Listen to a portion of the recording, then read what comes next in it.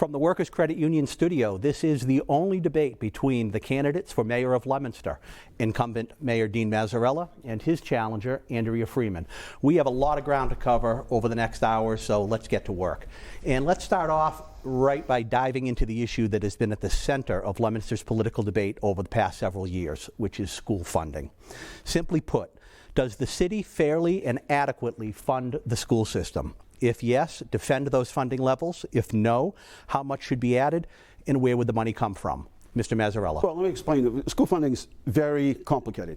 Take a $5 bill, turn it into ones. There are different pots to put it in. Some count to what my opponent says is net school spending, but there are many other ways that it counts. So Leominster, for instance, if you look at our required local contribution, we spend more in percentage-wise than Fitchburg, Lunenburg, Ashburnham, Westminster, Wachusett, Neshoba.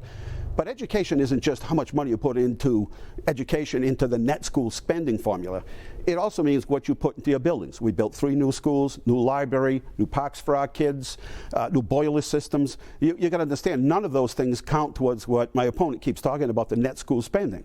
It's all related to education. I don't think most people understand that transportation, none of that money in transportation goes towards net school spending. New buildings, roofs, security systems, phone systems, any of those capital improvements, none of that. So if you look at all the gateway cities in the state, we do very well. We had some years we funded almost $3 million over net school spending, $301,000. In fiscal 17, it was almost $2 million, $2 million over net school spending, but it's much more than that. If you take all of the amount, if you take all of the communities, and you look at all the communities who are pure pupil expenditures, all of these people spend less than we do per pupil. So what happens is my opponent looks at communities like Concord, Carlisle, Cambridge, Arlington, people that can spend much more than that, or communities that haven't invested in their buildings, haven't built new buildings, haven't fixed the roofs, haven't fixed those capital things. We have. So it's a $5 bill, you turn it into ones, but not every dollar goes into the same pot. And so in Leominster, we've done after-school programs. We've brought in full-day kindergarten. That's something that people don't know. We've brought in before and after school programs, the Boys and Girls Club, a new library. All of these things count towards education. I think Leominster does very well when you compare us to other gateway communities. You can't necessarily compare us to, as she wants to do, to Concord and Carlisle and Cambridge and all those other communities. Very good. Ms. Freeman. Thanks, Kevin, and thanks so much for hosting this event. Really important. I want to push back on what my opponent has said.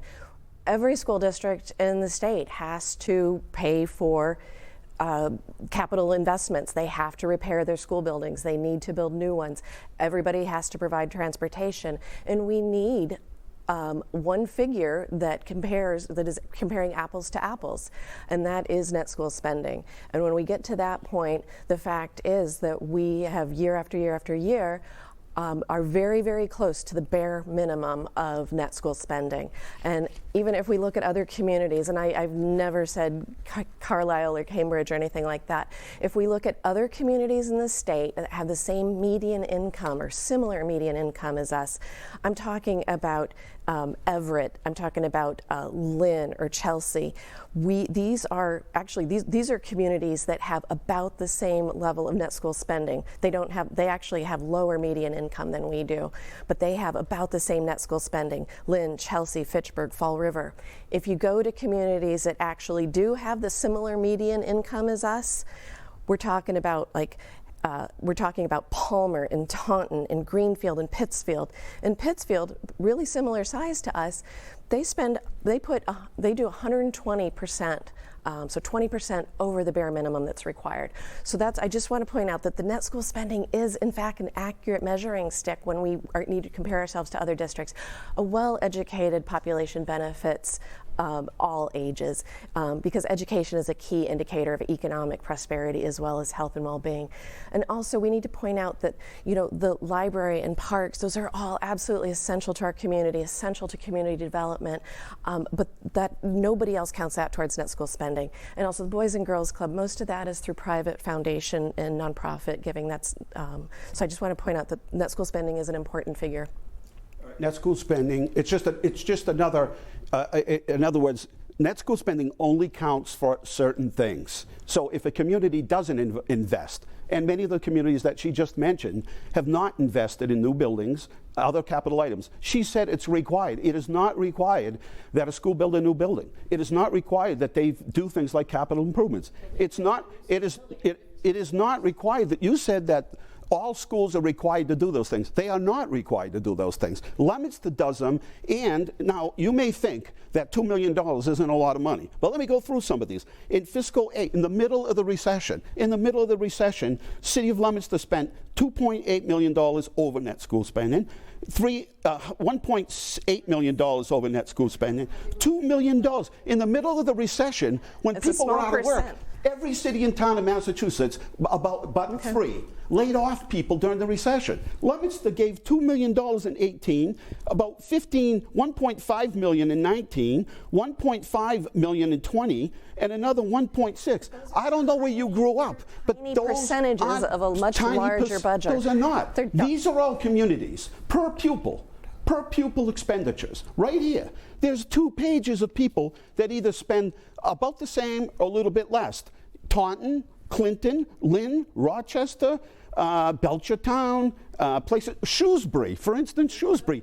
Those communities have 39% of their students being economically disadvantaged like we do. Arlington. Do they have students, Oxford. 16% of their students have disabilities, they have special needs? We fund those things. Absolutely, we fund those things. Right, and that's where the per pupil number is going to make a difference. Exactly, and that's what makes us equal. I'm telling you that net school spending is one category. It does not include every dollar spent on education. Would you admit that? Net school spending is the same measuring stick that every school district in Massachusetts has to measure things by. But would you admit that a community that doesn't spend money on any capital needs, but the only thing they do is spend it on net school spending, puts us at a disadvantage? If you're going to just count that category. That's not the case. Well, tell me a school system here that you mentioned, Palmer, any of these others, that built new schools. We built a new school in the middle of the We haven't done one in over 15 years. We built Samoset. We built Skyview. We built $45 million high school improvement renovation. 10 years ago. 10 years ago. Well, yeah, but who else has done that? I'll leave you this. What other community has built schools like we have? I'll sit back and listen. There are other school districts. Which ones? Is Natick, I think, has just opened a new school, but Fitchburg has a brand new, not brand new, but they have a new high school. New high school was built 20 years ago. That's what I'm saying. Ours is 50 years old. How much Our high school is 50 years old. Tell everyone tonight. 50 how much counts, years old, and it's overflowing with people. Do capital items like new schools, roofs, phone systems, security systems, any of those things count towards net school spending? Do they or don't they? Not all of those things count toward net school spending, but every school district has to do certain things like that, or they would not be able to continue on as a municipality. Well, then I just said, name somebody else that built 3 schools in the same amount of time that we did, replaced roofs, boiler systems, windows, did all this stuff, security system, new phone systems. What? So why do we have 27 students in a kindergarten class right now? Well, that is a huge class. Well, all I can tell you is the superintendent in the budget this year and the school committee said that they weren't going to fund 12 teachers. They could run the system without 12 teachers. Now, the last thing, and you were watching the school committee last time, when the superintendent said, all our classes, did she not say this? All our classes seem to have good numbers. Right? So maybe there are a couple of classes that might be overboard. But you know what? I'm all in favor of funding those. If we need temporary space to rent somewhere, to put those kids in, to break the pattern class, why do we still have students in temporary spaces? And some of those mobile trailers, those are getting aged out too. And you brought up a good point. At the last school committee meeting, 2 school committee meetings ago, they were talking about improvements to Fallbrook. And I said, because of my knowledge and experience, because I know these things, I've been around long enough, I said, why aren't we putting in to the school building assistance program? And so why did we not? Why did it take the Mass Teachers Association to pay for an indoor air quality study to have that brought to the fore? So I said, why don't we go to the SBA, the school building assistance program, and put in for them? And they all said, sure, we've been approved. We've been approved to do a huge capital project that the city's going to have to pay for. Again, it doesn't go towards net school spending. So it's just a game to play with numbers with net school spending. Let's tell the public, let's be transparent, that's your word. Let's tell the public how much the city of Leominster spends total on education. 70% of all dollars in Leominster go towards education. That's a fact. That's a fact. 68 to 70%, depending on the year, goes towards education. And now, half not of it's every by penny the state, half goes of it's towards from the net state. school. A good half is from the state. Not every penny. That's my money. I paid state taxes for that. Exactly, but let's just be clear. Go ahead, finish up. No, but let's just be clear. But it's not, okay, so it's not just teachers. Why do we not have enough custodians to clean the restrooms? Why do we not have enough pencils? Why do we not have enough supplies? That teachers are telling me day after day that they do not have the supplies they need for their classrooms. So I don't know if you know this. The school department has $20 million to help kids catch up who have fallen behind. $20 million, and teachers don't have and pencils. This is new. They don't have pencils This in their is new classrooms? this year. This extra $19-20 million you mentioned, this is COVID relief money. What would we be doing if we didn't have that this year? We took most of our COVID money that we had from last year and gave it to the school department, even though schools weren't in session. Teachers worked really hard. Teachers worked really hard. Families worked really hard. If this is an issue, it hasn't been brought forth to the school committee. Okay. So you should have showed up at the school committee and said, I've been talking to teachers all the time. This is a problem. Not wait until the debate and say, hey, guess what? There are all these problems in the schools. I've been knocking on doors and talking to people one-to-one. I can't control what other people do. I can only control what I hear. And I hear teacher after teacher that there are not enough guidance counselors. Do you listen to the school committee meetings? Yes. Does anybody talk about that at the school committee meetings? Why didn't you show up? The school, Why didn't you show up at the public forum and say, listen, I've been going to door, and these are the things that I'm hearing, and share it with the... You have five close friends that are working on your campaign on the school committee. You couldn't tell them, so they could bring it up? Sir, the school committee passed a budget. Yes, they did. And then the number that you put into the budget was not the budget that they passed, including one that you voted on. Because they have $20 million. Okay. They have $20 million that they can spend on pencils. So back to the original question about, is it fairly and adequately funded? It sounded like you are defending that. Well, we're doing the best we can. You can always give more money to education. It sounds like you believe that we are not adequately funded. So the question would be, how much more would you like to see funded for the school system, and where does the money come from? Sure. No, thanks for asking that question, because that's a very important question, right? We don't want to raise property taxes. I've heard that loud and clear from talking to voters. We do not want to have to cut it from another department. We don't want to have to rob Peter to pay Paul. And this is why very early on in my campaign, I made a pledge that my first month in office, I will ask the State Department of Revenue to do a comprehensive financial management review of the city's finances, because we are not doing things as efficiently as we can be, and two, we have way more money. We are overfunded in our pension fund. We are overfunded based on recommendations from the State Department of Revenue. We are overfunded in the stabilization fund. We have almost 13% of our operating budget in the stabilization fund. The Department of Revenue recommends 3 to 5%. So pension fund and stabilization fund is where you would pull from for school funding? To reprioritize meeting the needs of the city, for city residents, and whether that's for the schools. We also need to be looking at, I heard the fire chief saying that they have to do force overtime because they don't have enough full-time firefighters. So we need to reprioritize where the needs are, and we don't need as much we don't need to be overfunded in the pension fund. We don't need to have 13% of our operating budget in a stabilization fund. Is there a dollar figure that you would put on adding to school funding over what we're doing now in the city budget? I would not be able to identify that number until there's the comprehensive financial management review. Right. Who did you talk to from the Pension Bureau? It's all available on the Department of Revenue. Who did you talk to? I did not talk to an individual. You can find the information. It's freely available online. Did you talk to John Parsons, the executive director? No, I have not talked. I couldn't come up with a name. Did you talk to Larry Stone, our consultant? No. All right, because they would have told you that the pension system is fully funded. You've taken a positive thing and turned it into a negative. We are 102% Here's the documents here. We're 102%. There is no $20 million anywhere. You would have called, a person that's running for office would have called, everything I brought here tonight I can validate. I brought backup for everything that I say and everything that I'm about to say and everything I do. I make sure that I look into this thoroughly so that I'm well informed, because that's the function of a mayor. That is the function. Yes. So you would know if you took the time to look further, that if you start messing around with the city's stabilization account, that Moody's is watching.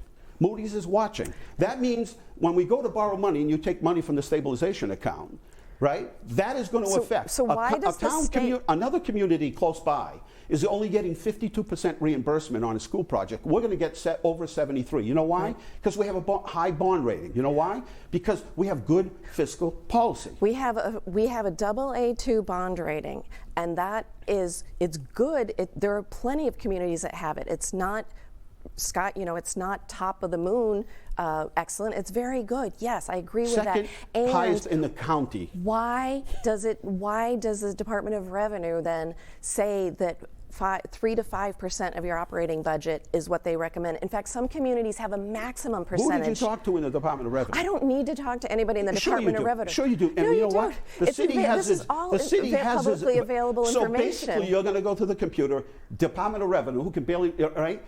Department of Revenue says something, and then you're going to come back, and that's all. You're not going to look any further. You're not going to talk to the people that advise us. I trust our state Department of Revenue. How many times have you talked do. to the city comptroller, who was the auditor for the city for 10 years? And did you see the latest review by Moody's, where Moody's says this is one thing that can make the bond rating go down. Excuse me. This is what Moody's said. One thing that can make the bond rating go down, if you start playing games and taking money from the stabilization account. You need that money in the stabilization account in case there's a major crisis. How much do they say we need? How much do they say we need? What percentage do you want to have? What percentage does Moody's say we have to have? They are satisfied. They would like How to much see. do they like? They would like to see more in our stabilization account. They want more than 13%. Because our budget has gone up. When it was $100 million, now it's up to $137 million. of $140 million. If that's the way you're going to operate, we're going to be in trouble real fast, because Moody's going to drop the bond rating. We're going to go to bond for Fallbrook School, and they're going to drop our bond rating, and it's going to cost us more money. Now let's talk about PERACT. In their letter that you're using, that you never called them, and this came from your campaign manager, Peter. This is available. Oh, this is publicly available information. Okay. Mass Retirees has published about it. What it says is that they gave you a couple scenarios, and they said if you reduce your investment rate, okay, what happened is a lot of communities are using 8% on their return. So what they're saying is we're making investments and we're getting 8% back. That's not happening anywhere. 2 years ago in 19, we lost money. So what PERAC is saying, and our financial advisor is, they're saying, hey, listen, this could drop substantially. There is no $20 million. And it could go up significantly. And it can. Yep. And it could. But when you get those fluctuations, what they're saying, let me just read the last line, because this is what you're counting on. They said, listen, generally, we do not recommend reducing the appropriation to the level of the normal cost when a system remains 100%. Instead, we recommend a more gradual reduction to mitigate potential investment or demographic losses. What they're saying is we're 102%. Right. We're fully funded. And if you start messing with that, you're going to take money from it. You're not going to fund it. All right, We're not going to take money. I do not propose. In fact, we cannot take money out of the pension fund. It is in a locked box. That's money that is in there now is protected. And in many situations, that really would be an occasion to really, celebrate and cut a cake and celebrate, except for the fact we have to ask who has suffered along the way when you were racing to a make-believe finish line. It was a make-believe race. Nobody had to be the very first one into the state to have a fully funded pension. Nobody had to be there, because we have to ask ourselves, at what cost did that happen? We had retirees going how many years? By paying it off. We had retirees going with no cost of living adjustment for 7 years. Services of the city were suffering. Which ones? Sidewalks. Which ones? Sidewalks, roads, schools. We never laid anybody off during the recession. One of the only 3 communities in the entire state for 10 years didn't lay anybody off. Now, what you said is you're going to take money from the pension system. No. I said we were going to stop putting money in, and I would not have put as much money in as fast as you did just to win a make-believe race. So you're going to stop funding it at its current rate after the Correct. letter. This letter is what you're using. Did you? I just read it to you.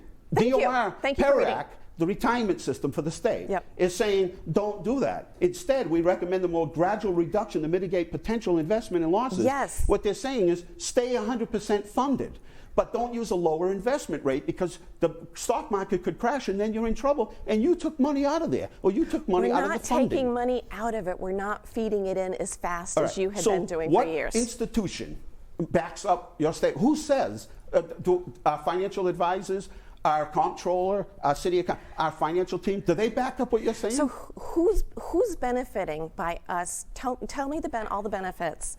Tell me the benefits of being fully and even arguably overfunded, Yes. depending. The stock market has done very well recently. Yeah, and in 19, correct? it took a bath. So good question. Let me answer It did very well the past few years. Let me answer the question. Who benefits from it? This year alone, the taxpayers saved $6.3 million by paying How off so? the pension system. Okay? How so? So we didn't have to fund the unfunded portion of the pension system. And so then who suffered? We took $6.3 million. Where did we put it? 2.5 went to schools. Okay? So that was needed to make it to net school spending. So that 2.5 needed to go. Instead of putting 2.5 into the pension fund, we took it now, gave it to the schools to put directly into the classrooms. But they needed that just to get them to the bare minimum. So and you're asking me that. that. That's $2.5 million extra. It wasn't extra. We put money towards paving. We put money towards the unfunded Blue Cross Blue Shield because we're going to have employees retire. We don't have any money to pay their insurance. Okay, that's where the money went. And we paid our current costs. We're 102%. You keep telling people there's $20 million there. I want you. Listen, I'll call you right. You show me there's $20 million somewhere. Okay, and I'm fine. There is no $20 million. All right, let's give her a chance. I think we need to agree that the city raced faster than it had to be the first in the state to fully fund its pension. It was possible, but at what cost? Like I said, retirees went over 7 years without a cost of living adjustment. Some people are on very, very limited fixed incomes, and it hurts. And we've been, again, you're going to push back on it again, but we also were not able to get very much beyond the bare minimum for our public schools. Means we were paying off, you ran a race, you won the race, congratulations, but there are people left behind in the process. No, they're not, because you know why now? Now because we're 100% funded, those retirees will get a raise, an increase, forever, and it will come out of the system. Some of those retirees are no longer alive, sir. The reason that communities' bond ratings, the taxpayers are suffering the consequences is because nobody will be honest, okay? If you have a credit card and it's 18%, this is what it's comparable to, and you have a credit card and it's 18%, and all you're doing is paying the interest. That's all you're doing is paying the interest. It's the same thing with paying off the pension, is you still have that balance. What we did is going to save this city long term, because we now can move on from 100% funded pension and start to fund these other things that we couldn't do before. There's a whole generation of kids. There's a whole What kids? How did this affect kids? Let her answer. In the schools, again, because it's a balancing act. I realize it's a balancing act between saving, between spending. Right, and so I'm just saying we need to rebalance. We should have, in past years, we should have rebalanced the priorities a little bit. So basically, she's not going to fund. none. She's going to go against all the financial advice of the city people, all the financial advice of the people that we hire to financial. She's going to go against their advice. And let's make this easy. I'm going to fund the pension 100%, so it always stays at 100%. She is not going to do that. She's going to stop funding it at 100%, and then when the city gets in trouble, the bond rating drops. All this is that an accurate? That's is that an accurate description? That is, it's a fear tactic. It is definitely a fear tactic, because slowing the pace in which money is going into the pension fund is not putting us at risk. It is not going to lower our bond rating. It is. That is looked at as a red flag for anybody to say, you're 100% funded in Okay, your we pension need to system, move on. Next topic. and now you're not going to do it anymore? You're going to go away from that? That is a red flag for Moody's and everybody else that practices good municipal finance. We can agree to disagree. Then why don't we open up? Then why don't we open up the city's finances so that we can all see the limitation, see what our budget truly says? Here you go. We don't have. There you are.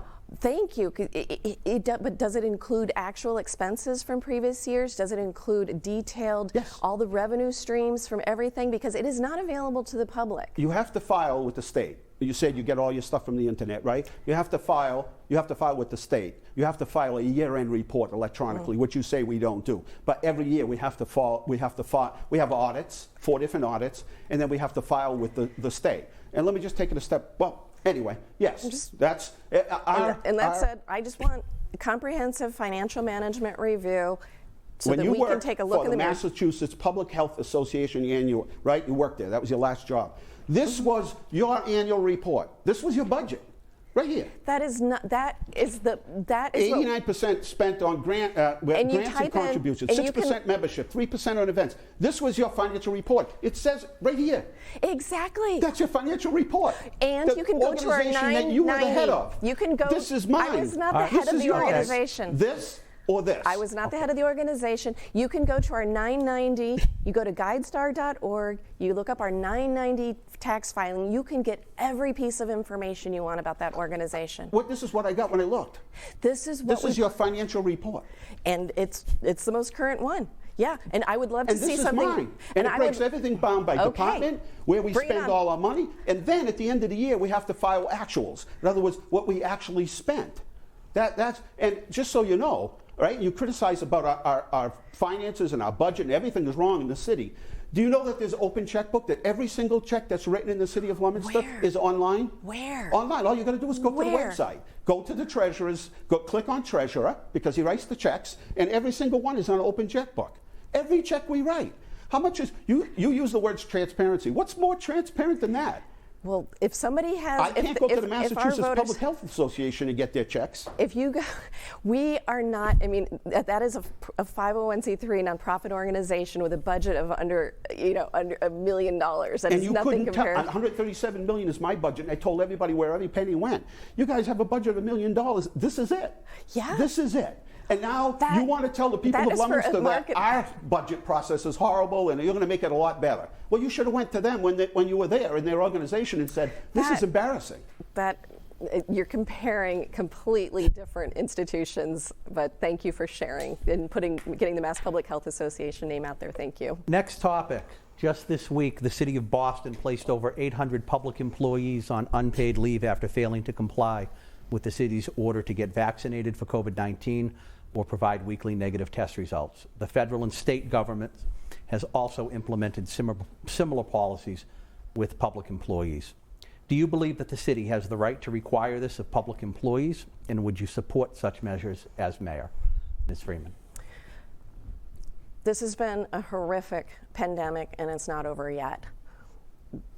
Municipalities, private businesses, academic institutions have had to make hard decisions about how to help curb the spread of the coronavirus. People are still dying from it. People are still having long-term impacts. Employers, whether they're private, whether they're nonprofit, whether they're municipal, just as we've had vaccines for polio, for mumps, for chickenpox, the vaccine to stop the coronavirus, to slow the pace of this pandemic, it is important. We need as many people as possible to be vaccinated sooner than later. I respect business owners, private and public, I respect them for requiring their employees. It impacts everybody. If we don't have a significant portion, if we don't have at least 80% of city employees mandated, we would have to look into it. We would have to look into why it is any lower than that. The question, I think, was, would you? Would you? Yes. That's what I think the question is. Yes. Okay. So most of our employees are vaccinated, and you can still get the virus. all during COVID, the state made us shut our buildings down, but we stayed open because all the other communities around us shut down completely. We stayed open. We continued to offer services to people in any way that we could. We never shut down. We never closed. We did it whatever they told us to, and we did it. We're at 75% right now, and we're working. We have a number of clinics coming up. We're pushing the whole, get vaccinated. We're doing everything we can. I have had 18 years of experience in collective bargaining across the state through joint labor management, which is an arbitration mediation process with police. Change your working conditions, and you've got to respect employees, but change your working conditions that are subject to bargaining. And we're in bargaining right now, and I can't discuss the details of exactly what we're talking about, but that's the place. You don't unilaterally say everybody gets vaccinated or else, or otherwise you end up in court and you end up in front of the labor board. And right now, most of our employees are vaccinated, and we're working on the few that aren't. That doesn't count the schools. The schools are a different operation, have a different administrator, have a different collective bargaining group. But as far as the city goes, we're in good shape in terms of the amount of people that are vaccinated. I can't give out HIPAA, I can't give out HIPAA information, but that I can tell you. The thing is, though, that we're one of the 20 cities that would been hardest hit by the vaccine, or that have been hardest hit by the coronavirus. And again, you say that we didn't shut down the city, or you didn't shut down City Hall, but that did not help. That did not help. People in City Hall had COVID. People in City Hall spread it to other people who had COVID. I do not respect your decision to keep City Hall open and forcing people to come to work in a setting when they could have, many of them could have just as well done their work. So our employees, you have factual knowledge, right? As mayor, you can't just say things. You have to back up what you say, right? Did you show up with anything tonight that says city employees spread it to other people? Do you know that? You just made a statement. That they you want to be didn't? the mayor of the city of Leominster. Do you know that they didn't? Did any employees in City Hall Yes, because they have to COVID? Disclose where they got it. Exactly. And if somebody else got it, they have to disclose where they got it. Exactly. There's nothing. It's called you contact don't have tracing. anything. You made a statement. You don't have anything to back it up, right? You don't have anything to back it up. First of all, we took steps. First-hand knowledge. We took First-hand steps. knowledge Some people counts. We sent home. Are you aware that we sent some people home to work from home? Are you aware of that? Yes. Okay. Do you realize that at the fire departments we separated everybody and built other staging areas because they had to go to calls? Every municipality did that. That was standard operating procedure. Are you aware that at City Hall we spread everybody out because people still needed to do business? People still needed to call City Hall and say, what do I do? I can't pay my electric bill. I can't pay my gas bill. I'm out of work. They won't let me collect unemployment because I didn't have some forms. City services Guess are what? indeed needed. We were there, Other right there. And if communities somebody were needed a able. permit to do work or a business needed to expand while they were closed, guess who was there? Us. We were there. But you showed up tonight with no factual information. That's not true. No, well, you'd have a piece of paper that said this is where it came from. You took it on one. Tell me. All right, how many people told you that they gave it to other people? I know, I've heard from several city employees that there were people with COVID that worked for the city. Do you deny it? We had people that everybody had people that had COVID. Of course they had COVID. I don't know if they brought it in from outside or whatever. What I'm saying is, but having them come together, that I didn't make it. the statement. You said, she said would you mandate that employees gave it to other people. Would you mandate? I wouldn't mandate it because almost everybody already has it. Right, looking forward, what measures, not looking backwards, but looking forward, as mayor, depending on how these numbers go, what are you open to in terms of further COVID-related guidelines and mandates in the city? I would be following the state recommendations. I would be following the guidelines from the Centers for Disease Control and Prevention. I personally, when I'm in a crowded place indoors, and it's up to me what is considered crowded, my household, we mask when we're in indoor situations. And depending on people's setting inside, then masking is important, is still necessary inside. Yeah, just as within our schools. My philosophy has been educate, educate, educate. If there are people who are afraid, and I've heard people say, I don't, it's my kind of my religious belief. I have an issue with getting needles. There are all these things. I educate, and that's what we've been all about, is educating people so they can make the best choice for themselves as they can. Now, I can't go to everybody in the city and say everybody in the city has to be vaccinated. Everyone in the city has to wear a mask. I think we're beyond that. I mean, this is almost 2 years now, and people are getting pretty tired, right? They want to get back to a normal life. They were told, shut the government and everything down. Everybody go home from work, let's shut this thing down for 2 weeks, and we're going to be better. Then we told everybody, wear a mask. Then we told everybody, get 2 shots and you're going to be fine. That hasn't happened. Now we're going to need a booster shot. So we have a clinic set up at the end of the month. It's a learning process, right? This is nobody has experienced, right? And epidemiologists, scientists are learning as we go. So just because we're getting more information, we need some people may need the booster shot.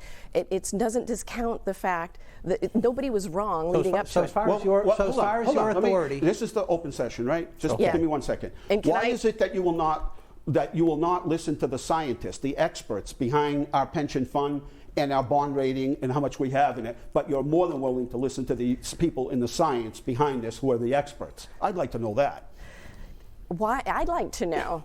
Why did we not have a regional vaccination center in like Hayward Hospital in Gardner did? We could have had one. I know you got one in the mall in May, but we could have had a regional one at the Kmart Plaza in February. No, why did we not get that? That is not true.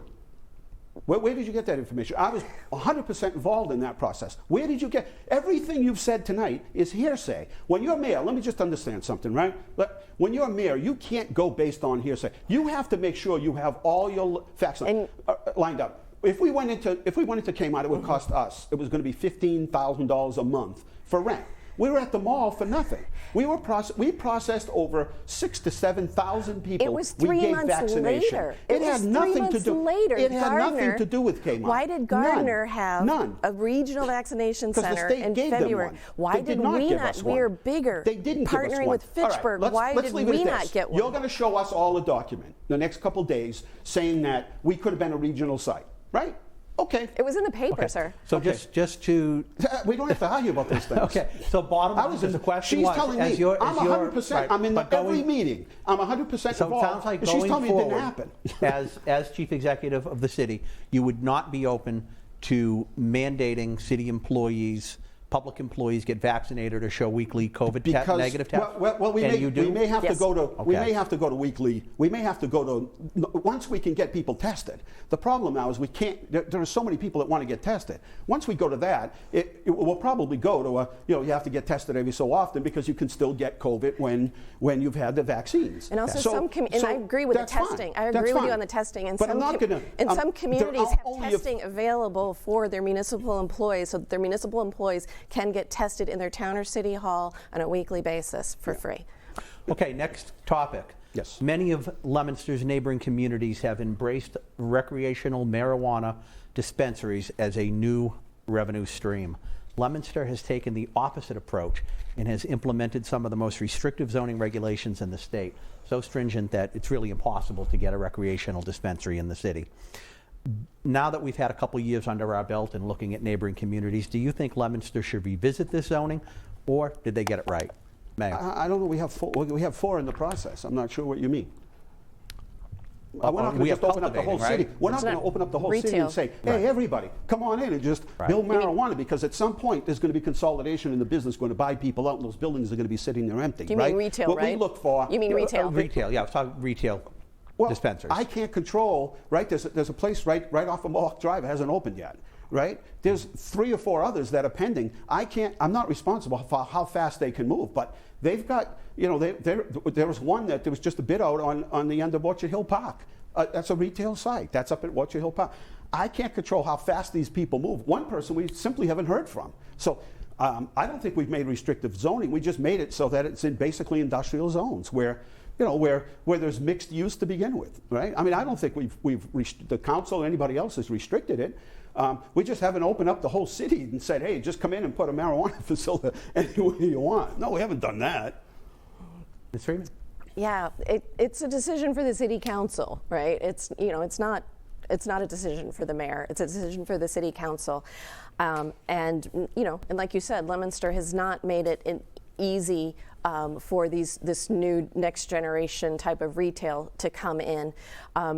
You know, and I understand the City Council's conservative approach on this. Again, this is a brave new world, and some of us, you know, it's a new highly regulated industry. You know, and that said, it is a growing industry, and there's some very good paying jobs in it as well. Like I said, it's highly regulated, more so than you know, package stores and stuff. But so if the City Council does want to explore it more, you know, as mayor, I would be willing to assist with such conversations. Right now, Kevin, we have businesses that are trying to come into town faster than we can supply them with space. We're waiting for certain leases to come up so that we can move these new people into that space. Right now, it might be used for warehousing or low-end manufacturing. And what's coming to us, is life sciences, high-tech, robotics, automation. That's moving into this area. If you look at the North Central Chamber, one plan, one voice, one region, clearly, and she references it many times, but she forgot a couple key points where they mention how Leominster and Devens are bringing all these high-end jobs. I wouldn't want to displace a company that's going to come in here with 200 and 300 jobs that are going to be here for a long time with a marijuana facility when there are so many I don't understand how they're all surviving. They're in air, they're in every town. So, I mean, they have more marijuana retail spaces than CVS has drugstores. I mean, they really do. I mean, this is I don't want to be the capital. I don't want to be the marijuana retail capital of the world. And so, but I think we've been very conservative. So you don't want to displace, and you don't want to displace. You know, I get you wanting to bringing advanced manufacturing and bring higher paying jobs into the city, and you don't want to, you know, have it to go to a retail marijuana shop when you could bring in some higher paying jobs. Correct. So why did that happen then with so many of the big box stores that were built on industrial? What could be industrial? We don't have many spots left for advanced manufacturing. We have lots of spots. We have plenty of land in the area, and that's what we're trying to preserve. I don't know where you got your information, but we have land that we're trying to hold on to. That's near the rail. It's conducive. We're right near Devens. We're right near Boston. Life science is a growing. I mean, where do you think the people that work at Bristol Myers Squibb? Where do you think they live? Right here in Leominster. Right? This is a growing. We're going to a grand opening tomorrow on Nashua Street. This business used to, do kind of low-end manufacturing. Now it's all high-end. These are 20, 30 people that are in this building. All have major degrees. All are specialists in what they do. That's, I got no issue with marijuana. It's legal. You can go. But do we have to have 500 of these places around this? I don't think so. And we've given out 4 permits. I'm waiting. Some of them haven't even responded back, but they have a permit. So now we're going to go back to them and say, look, are you going to use the permit or not? I don't know. I don't really listen. If another community wants to be the capital of the world and the capital of New England and going to take that revenue, we're looking for sustainability. We're looking for companies going to come here. Already, one of our facilities got bought out by somebody, and they haven't opened. They have a brand new retail facility at the end of Mohawk Drive, Lock Drive, it's called. A brand new facility. They never opened. They had to spend $1 million or $2 million. I wasn't part of that, stopping them from opening. They just got bought out by another company. So that building sits there, and I'm not sure what will happen to it. All set on this? Yes. If you go down to city council chambers, you'll see group pictures of all the city councilors throughout the years in Leominster. And one of the things you notice is how little difference there is in all of those pictures. Even though the population of Leominster is diverse in demographics, this city has never elected a person of color or a Latino to any elective office in the city's history. Is this concerning to you? If so, why do you believe that we have not seen more members of minority communities running for local office? And what can be done to encourage civic engagement, resulting in representation that more accurately reflects the populace? Ms. Freeman. Thanks for pointing that out, Kevin. Yes, this is something that I speak about regularly because we're not represented. We do not represent our city in terms of our racial and ethnic makeup. We don't represent it. We're not represented in terms of age or ability. Or there's other ways. It's mostly, like you said, it's mostly white, older, and mostly men. And in terms of, I think we've not had people running for elected office in Leominster for years. In fact, 2 years ago, the 2019 municipal elections, not a single seat was, if I remember correctly, not a single seat was contested, not school committee, not city council, and not the mayor's race. And you got to ask yourself why. And also, you know, as I recall, the percentage of people even voting has been going downhill many years. And you got to ask yourself why. And I don't have the answers to that, but I think that, you know, if I had to guess, I would say it's because we're just kind of stuck, that people don't think that they can make any change, that they can have an influence, and that they're welcome. It's hard to find out how to run. You go to the city's website, if you're trying to, all it says is call the city clerk. It doesn't give any information about what it takes, the timeline. It's a very intimidating process, I have to say. And so I think that's why we don't have like hardly any people running, and certainly, you know, people that maybe have been you know, not invited to the conversation. We even look at our boards and our commissions. I can think of one person of color on one of our boards and commissions. I may have that wrong, but no, we will be a stronger community when we have more representation, and more people coming with different experiences, different ages, different abilities, different races and backgrounds. Mr. Mazzarella. Well, I think a lot of it is anybody listening? Is my voice being heard? And I would say the reason people don't run for city council or for mayor or what these other school committee jobs might be that people feel I am being listened to, I am being represented, and they're doing a good job. I remember being at city council meetings not that long ago when some of our supporters were councilors, where these meetings used to go on till 10, 11, 12 o'clock at night. We had a recess, come back the next day. Nothing got done. I am always out in the community, always, always. I'm the vice president of the Haitian American Club. The Haitian American Club. I'm always interacting with members of the community, not just from Haiti, but other members from Ghana, the Spanish American Center, everybody. I'm out in the community all the time, and I'm always trying to recruit. I'm in churches, I'm at their homes, I'm everywhere. I'm like, why don't you run for city council? Why don't you run for this? Why don't you run for mayor? You know, run for something, school committee. It's been difficult, but I think mostly, and you know, you're a city councilor. When there's a big issue, the landfill, closing the landfill, big issues, people rise to the occasion because they don't feel that people are listening to them. I'm engaging with people of all ethnic descents in the community. I send letters, emails to different groups saying, hey, it's that time of year, April. Do you have anybody that's interested in being on a board or commission? One of the things that we've done is, Leominster, as you may remember, was under a consent order for police and fire. We didn't have enough representation in our community. So what did I do? I went out into the community and recruited. I went to churches, I went to their homes, I went everywhere and said, come on, take the test, take the test. We had billboards that said, take the test. And right now, if you look at our police department, fire department, our city government, the people that work there, you'll see that it's well represented here in our community. I mean, what I can do is, as mayor, is listen to people. People can call me on my cell, they can email me, they can stop me at City Hall, and they can tell me what their issues are, and I take care of them. So I hear and then take action. So when you've recently appointed several people to Conservation Commission, Planning Board, Historical Commission, Office of Emergency Management, just in the past several months, did anybody you appoint, would they identify as a Black, Indigenous, or person of color? Would they identify as LGBTQ plus? Would they identify as being someone with a disability? We put it out all over social media, with press releases. Did you appoint any? Everywhere. Did you appoint any? They didn't apply. If they didn't apply, then we didn't, right?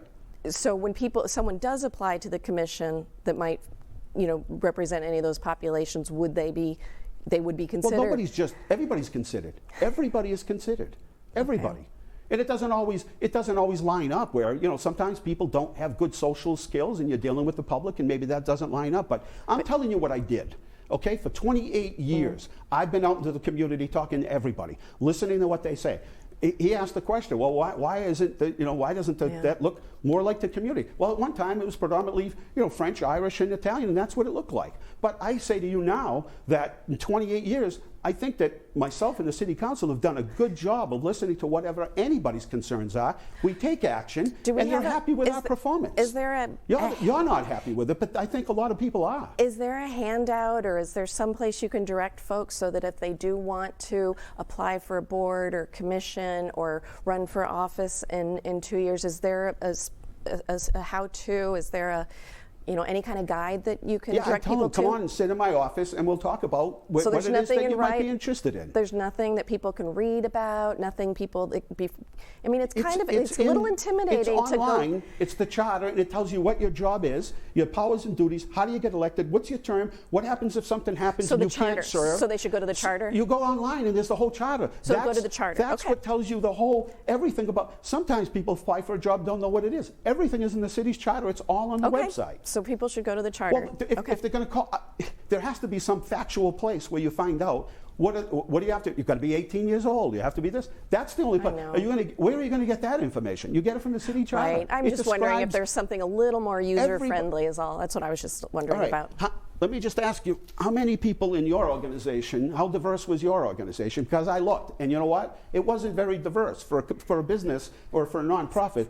For a 7-person staff? Yes. Yeah? $1 million, Three of taking the- money from people, 89% coming from whoever you took it from, and no diversity. Okay, so now did you look at the photos? Did you look at the names, or did you ask people how they identify? I don't think you did, because I think I would have heard back from my former colleagues and friends. Because no, there are people of color on the organization that I used to work for. Absolutely. In our board, did you look at our board of directors? We actually have a policy. We have in our bylaws and for the MPHA's policy council, it says at least 50% of people on the board and on the policy council need to self-identify as people of color, and that holds true. Okay. The question was, why aren't people running for office? Right. Why doesn't the city council, the school committee? Because they're not running. The answer is, what's your opinion? My answer is because they feel represented. They feel they have a voice in the community. Have you asked them why they're not People running? that come here, yes. And when they come here, they say they love being in the city. They love the fact that it is so diverse. One of the valedictorians got up at the two graduations ago and said, I'm proud to be from this city, and I'm proud to come from a high school in a city that's so diverse, where we're all accepted and welcomed, where we can get along with each other. No matter how many, there's 30, 40, 50 different ethnic groups here in the city. I so wish that more kids, more students and young adults could say that, because what I hear, some of the folks I've talked to, one woman that I talked to not far down the street from me, she said that her main concern, and this is a recent, new citizen from West Africa, and she said her biggest concern in the city was her personal safety. And I heard that coming from a parent who said that his teenage children are not comfortable. They're folks from West Africa as well. They're not comfortable walking around our city, and that breaks my heart, because we can do better than that. And I know you want to do better in that regard as well. But not everybody feels the same way. You're right. And again, if that person doesn't feel it, they are more than, I don't know who it is, but you can have them call me, right? We have school resource officers. We have a very diverse police department, extremely. And that's administration as well. People that are sergeants and lieutenants and all the way up. Well, it's very diverse. But somebody's got to say something. The school department now, I didn't hear you going to the school committee meetings at all saying, hey, listen, at the school committee meeting saying, you know what, our school system doesn't look like the very people that it represents, right? It's a very different thing. That's been one of my things, if you've ever heard. Yeah. I have pounded this saying, and I tried to get on the school committee, and I think you remember how that ended. Our city council, you gave up. You didn't run again. You ran for office. When you didn't run, you left. You took your ball and you went home and you left, and you didn't run again. After Who stopped you from asked running? the city council to ask the state legislature to make an exemption for a direct report to you. Could you have run? Of course I could have, and it wouldn't have made any difference. No, I did not. It was too frustrating to deal with what you led. So you had an agenda, and you wanted to help the school system and the kids. And I learned along the way what I was facing. But you decided not to run. Instead of fighting for kids, which I've been doing for 28 years, never backing down from things that were important to kids' education and student achievement. Never once backing down, and sometimes having a debate the entire school committee. Or when with only 5 people in Leominster last year, 5 people in September only had COVID. That was it, everywhere. I had to fight to try to keep the schools open. I was the only one saying, wait a minute, there are only 5 cases. 5 cases. I've had to have that, but you gave up. That's not what this job is about, because things get tough and they get frustrating. You made it very clear you did not want me or anybody else on the school committee than someone you handpicked. I never made that clear. You have the right to run for school committee, but you didn't. You left. And this job is about fighting for things. When things get tough, right? When they get frustrating and really tough, you got to hang in there and see it through, because you're passionate. You believe it's the right thing. It's the right thing to do. So you hang in there, you run for office, and you make change in any way you did. You didn't. You left. No. You didn't run.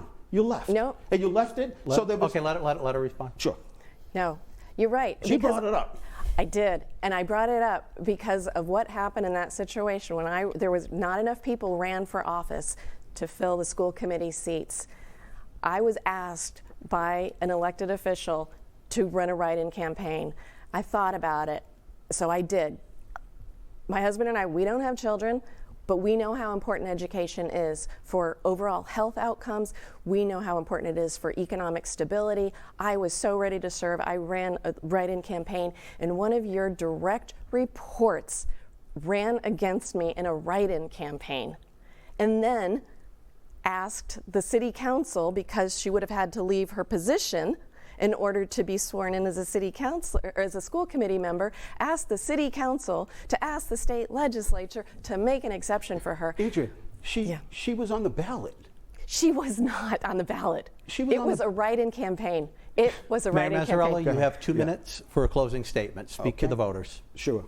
You mean it's up already? We didn't even touch on the real issues. I know, this is just getting You want to go on? We'll go on. No. Managing the city in today's world, especially one of our size, is more complex than it's ever been. Knowledge and experience is absolutely critical to success.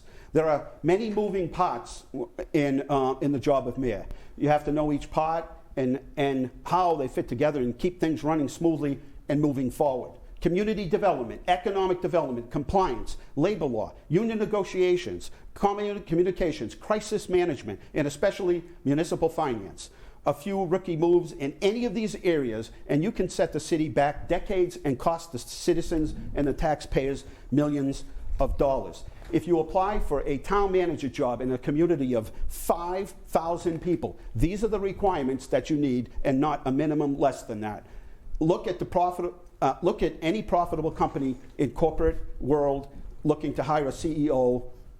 They don't just say, hey, look, they seem nice, let's give them a whack at it. No, they look for the candidate with the most knowledge, experience, and the most successful track record, right? When you're looking for a surgeon, you bet you want the one that's going to do the best job and the one that's most qualified.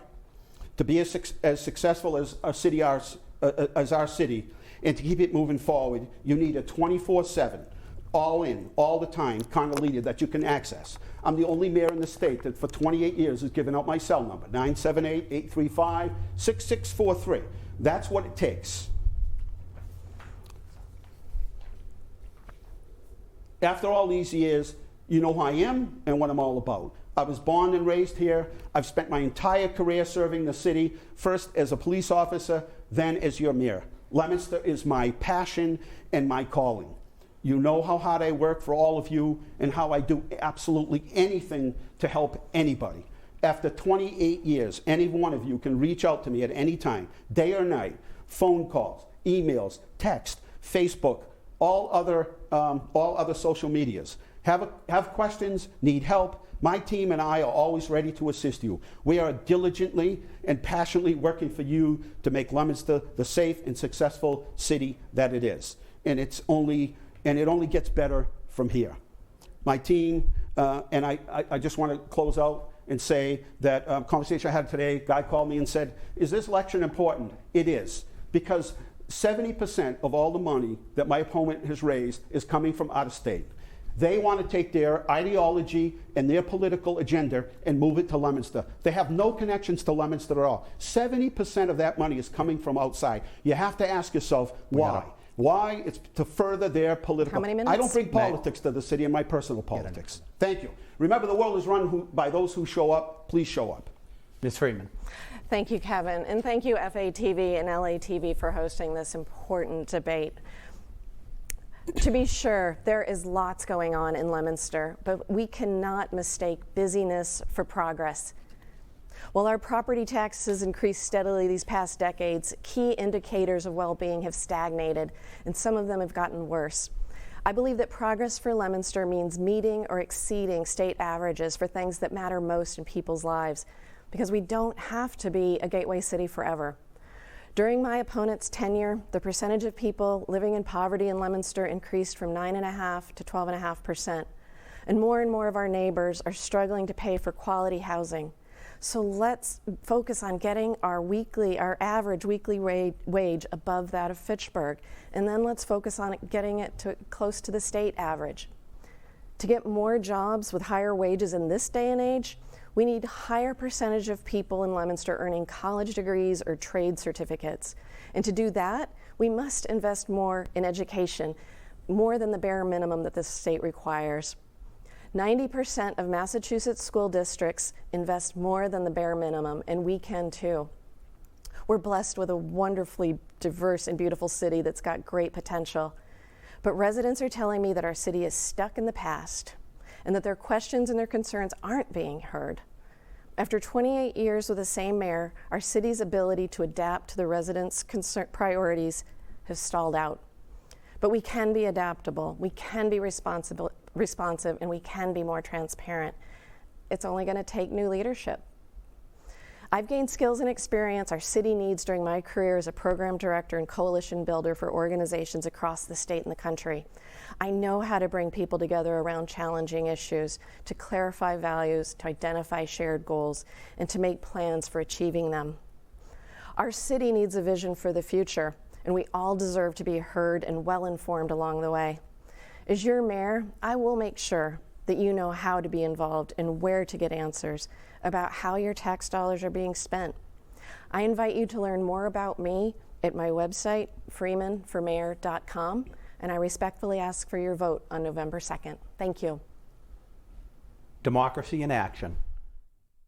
Andrea Freeman, Mayor Dean Mazzarella, thank you for showing up, facing each other, and speaking to the voters. Thank you. Thank you, Kevin. Thank you. Thank you, sir. Andrea. Thank you, Mayor. I got a little knuckle crack.